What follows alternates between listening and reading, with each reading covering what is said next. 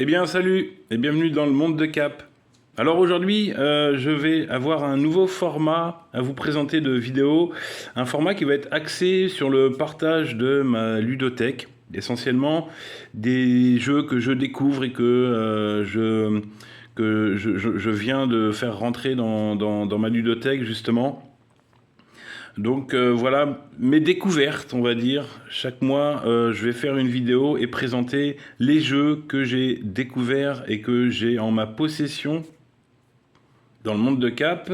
Et il peut y avoir des jeux classiques, il peut y avoir des petits jeux solo, il peut y avoir des jeux coop, il peut y avoir plein de jeux puisque je suis amateur de jeux de société et surtout je suis en pleine découverte de tout ce qui peut exister dans le monde ludique. Et bah, du coup, je me suis dit, tiens, ce serait intéressant aussi de partager au fil des mois tout ce qui rentre dans ma ludothèque, tout ce que j'ai découvert, un petit avis en passant, évidemment. Et puis voilà, ce sera un format assez sympa, je pense. Et bah du coup, c'est parti. Je vais vous présenter aujourd'hui 5 jeux que j'ai découverts lors du mois d'octobre. Mais ce sont des jeux qui datent essentiellement, puisque par contre j'ai un budget pour ces 4-5 jeux qui est assez restreint. Donc il est assez rare d'avoir un jeu récent qui est actuel, pardon. Donc là, il peut y avoir un petit peu de tout, mais ce qui est intéressant, c'est aussi que comme j'ai un budget assez restreint, ben, je partagerai le prix auquel j'ai pu acquérir ces jeux, ce qui peut vous donner un petit peu une idée si ça vous intéresse. Comme quoi, voilà, certains jeux sont plus chers que d'autres, ou les petites folies qu'on fait, on partage, quoi, en tout cas, avec vous. Allez, c'est parti pour les 5 jeux, du coup, que j'ai découverts au mois d'octobre.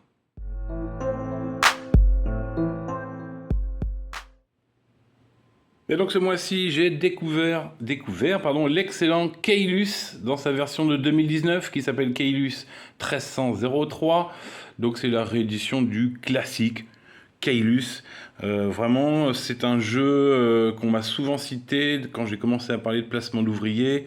Comme quoi, il serait le précurseur, celui qui a innové un petit peu dans ce domaine-là. Alors, ils sont peut-être plusieurs à se partager ce titre. En tout cas, Keylus est très souvent cité. Donc je me suis dit, je me suis intéressé à ce jeu, j'ai commencé à regarder un petit peu de quoi il en s'agissait, et du coup j'ai réussi à trouver une version, donc du coup rééditée en 2019, cette version-là, puisque j'ai préféré prendre cette version. Alors là, c'est vraiment peut-être en termes de goût, chacun, pour l'illustration, c'est souvent l'illustration qui change, quoi, et peut-être certaines choses qui sont modernisées, mais je peux pas forcément le comparer, puisque je n'ai pas joué à la version, la toute première version, et qui peut être difficile à trouver dans un bon état ou alors un peu cher. Donc je me suis rabattu sur cette version.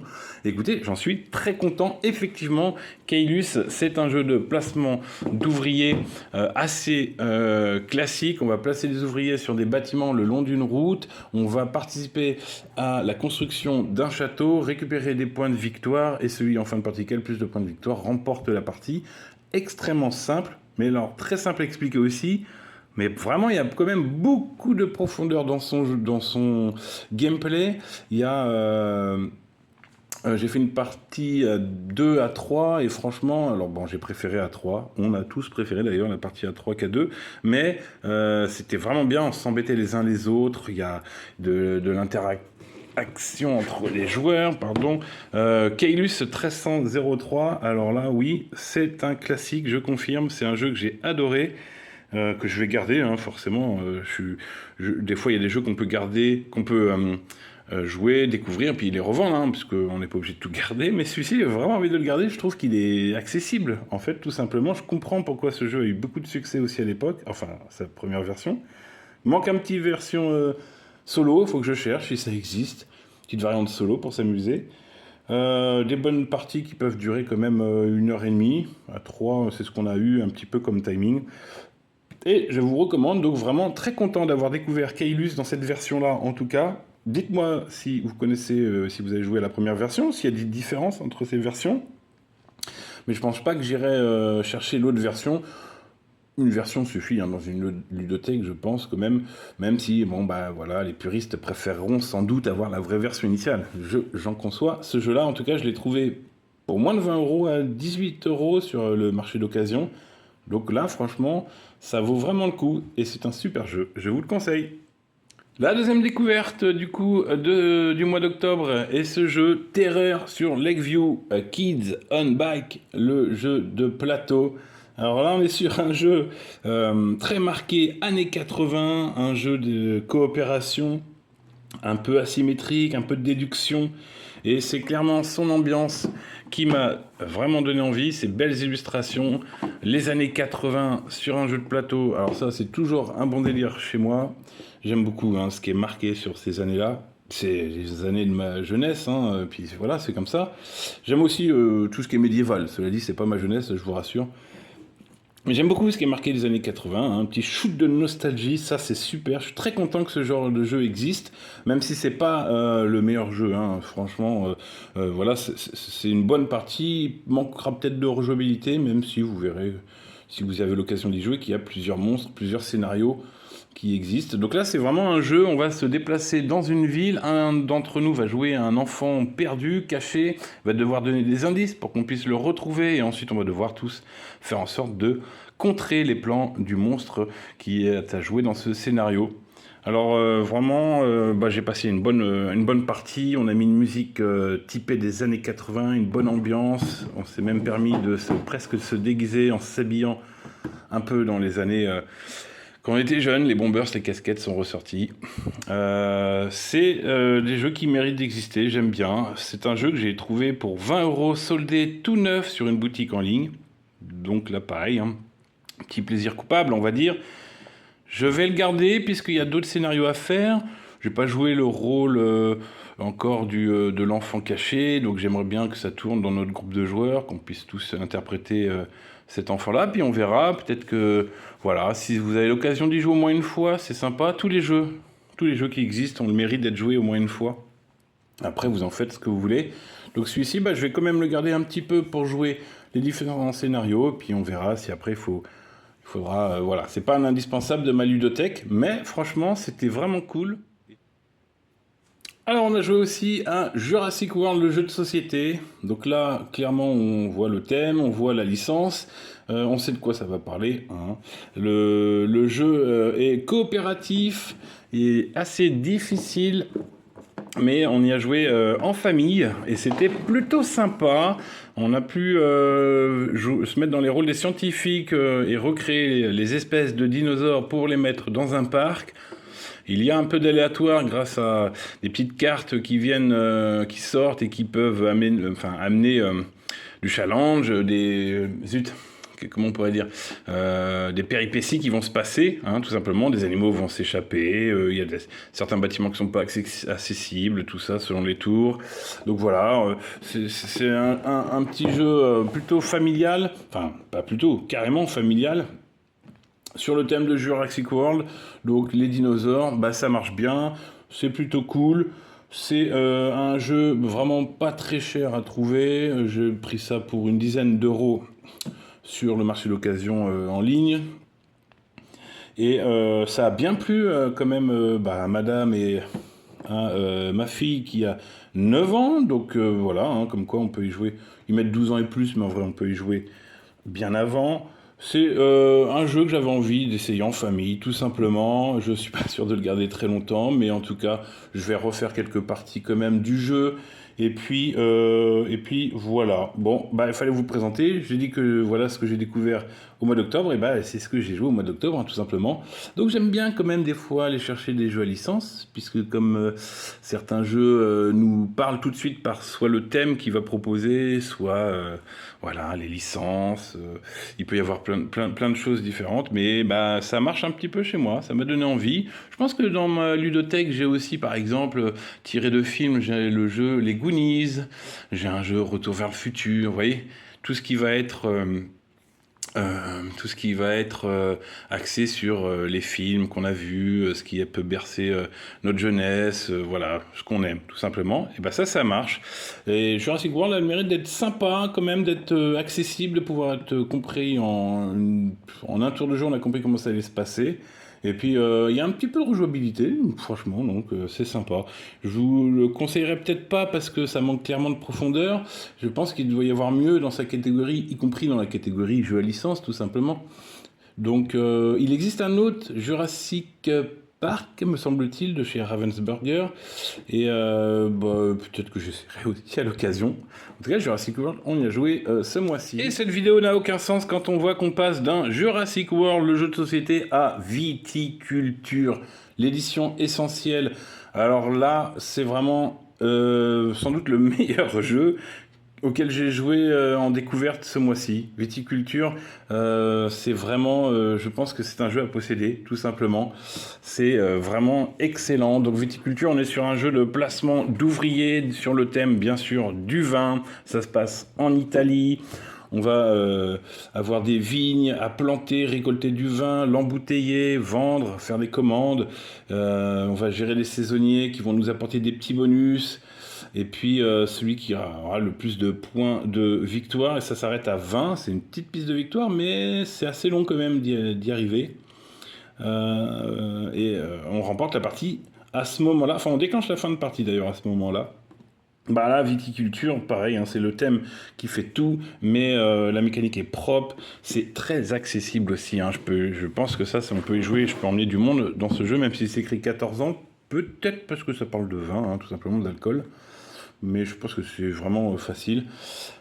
J'ai trouvé une édition essentielle avec à l'intérieur l'extension Viticulture World qui permet de jouer sur un autre plateau en coopération et en solo. Donc là, franchement, c'est une très très bonne affaire pour moi. Je suis très content, je ne l'ai pas testé, mais il va falloir que je teste ça en coop et en solo. On a une playlist trouvable sur YouTube ou différents endroits pour jouer à Viticulture. Donc là, on se met dans une ambiance super chill, on est bien et c'est génial. Franchement, je sais pas quoi vous dire sur ce jeu. C'est vraiment le jeu, je pense, de la vidéo qu'il faut absolument posséder. Parce que celui-là, il va rester très longtemps, il est génial. Il y a des extensions qui existent qui me donnent envie d'aller chercher, mais bon, il faudrait que je fasse plusieurs parties avant de vraiment aller investir dans d'autres extensions.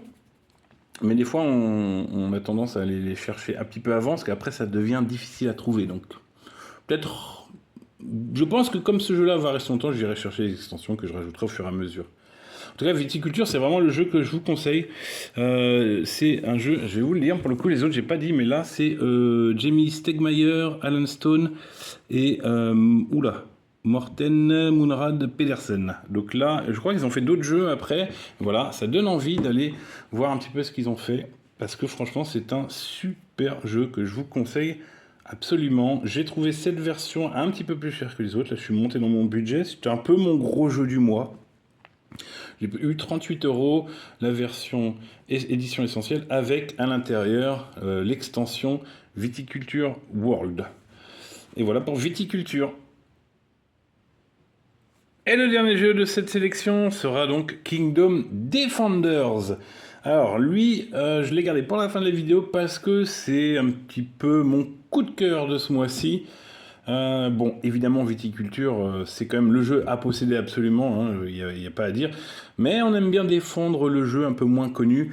Et donc, du coup, Kingdom Defender, c'est mon coup de cœur ce mois-ci, clairement. Et même Madame a beaucoup aimé.